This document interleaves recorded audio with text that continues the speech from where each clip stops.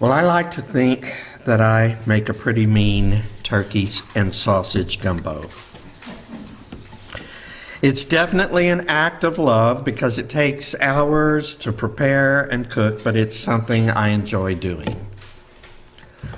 One of the reasons I enjoy making a delicious gumbo is because of the simplicity of its ingredients.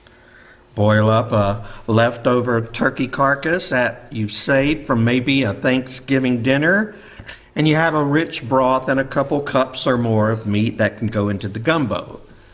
The veggies, just some low-cost onions, bell pepper, celery, and garlic, nothing fancy.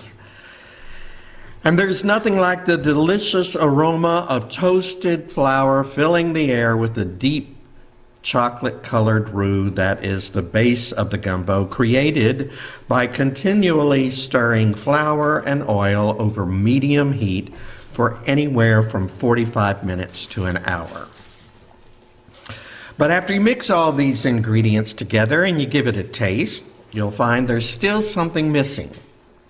And that something is salt.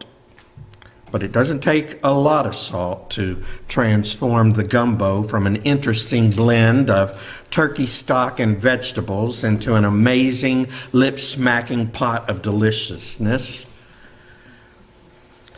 Jesus says in this morning's text that you are the salt of the earth.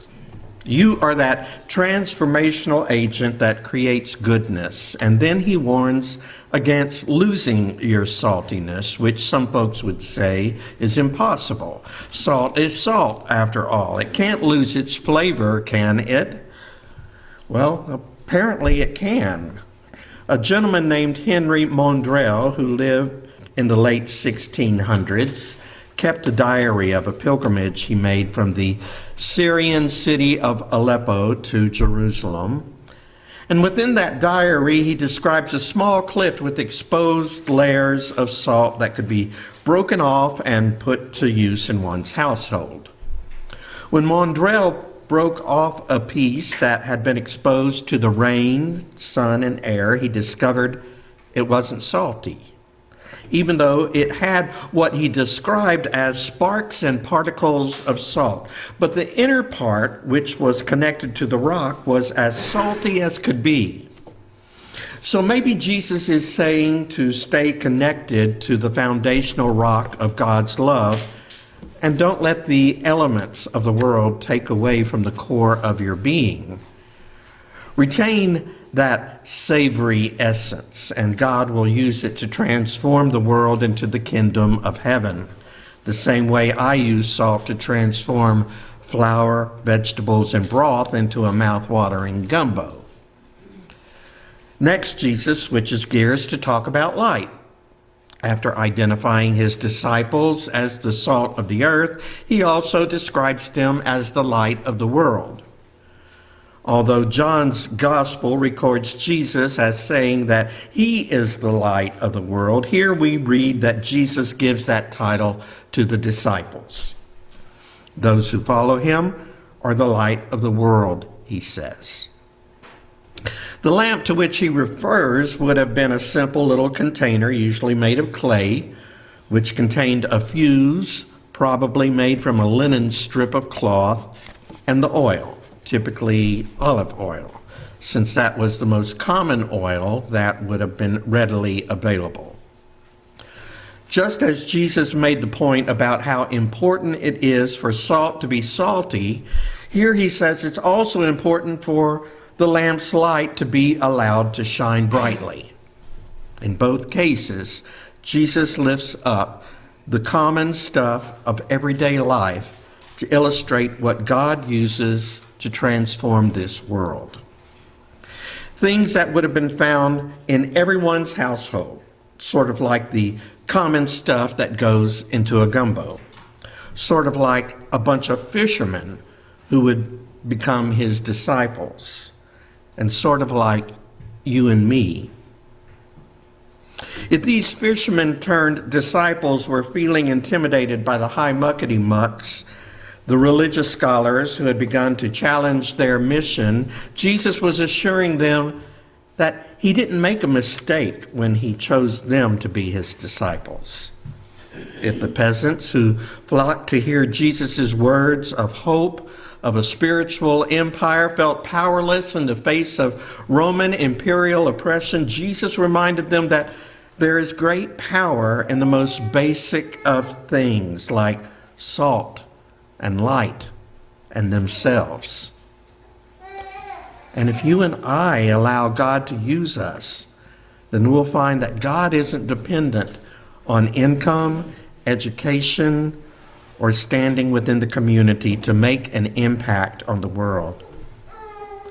God calls the blue-collar worker, the senior citizen, the high school dropout, the person on disability, and members of marginalized communities to transform the world into a better place. We are the salt of the earth, and we are the light of the world. But you and I may imagine ourselves to be too small to make an impact. We may think of our contribution as too insignificant to make a difference in the great scheme of things. But anthropologist Margaret Mead is noted for saying, "Never doubt that a small group of thoughtful, committed citizens can change the world. Indeed, it's the only thing that ever has." Even if all you have is a voice, then Barack Obama says your voice can change the world. God uses what we already have, our common, ordinary abilities, to transform lives, not what's beyond our reach.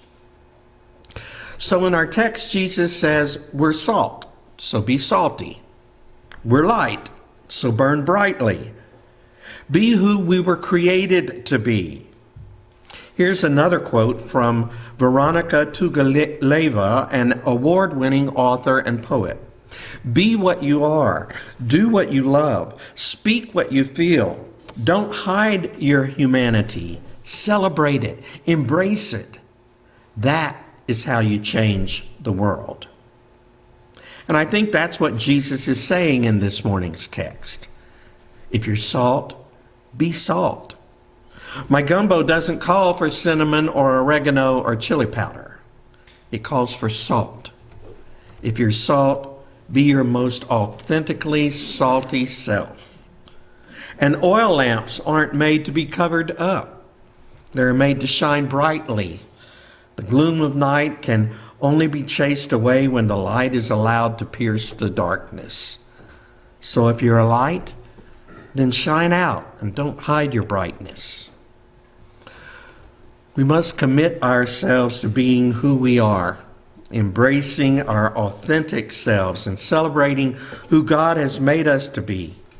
As salt, we must be salt, enriching the lives of others and enhancing the goodness that's all around us. As light, we must be light, chasing away the gloom of despair and illuminating the world with God's love. God uses the basic stuff of life to heal the world. We are that basic stuff.